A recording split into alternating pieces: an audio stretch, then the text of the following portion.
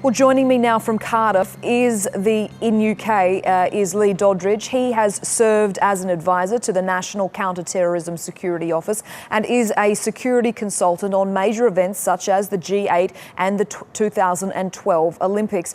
Mr. Doddridge, thank you so much for joining us.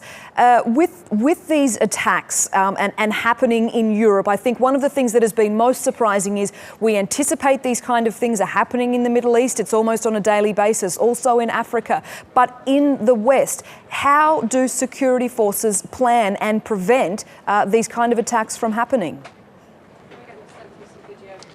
Well, it is very difficult for us to obviously plan against attacks when there is such a range of tactics and techniques that they use.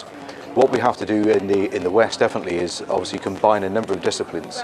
And that is from intelligence sharing, which should be spread throughout Europe and all our partners. And also then looking at the education piece, making sure people understand what the threats are, how to identify certain changes in behaviour and from radicalisation. And then most importantly, as we've seen recently, is do we have the appropriate security in place to safeguard members of the public and certain iconic features. As an expert in terror, you presumably know quite a bit about how a terrorist mind works and what their motivations are. The word we've been hearing a lot since this attack on Friday is unity and wanting the world to come together. And there has certainly been now some division between the Muslim community and the rest of the world as people tend to backlash.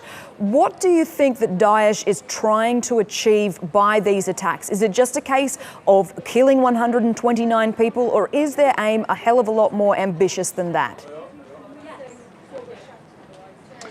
They've said from the very outset that their ambitions are a lot bigger than that, and it's through these continued attacks that they, in their mind, believe that that's what they can achieve, not just in where they are now in Iraq and Syria, but throughout other parts of the world as they restore what they set out to achieve at the start. What we must make sure we do in the West is work cohesively and together, and that's with all countries together and all communities and beliefs to counter this threat. Lee Doddridge, thank you so much for your insight today.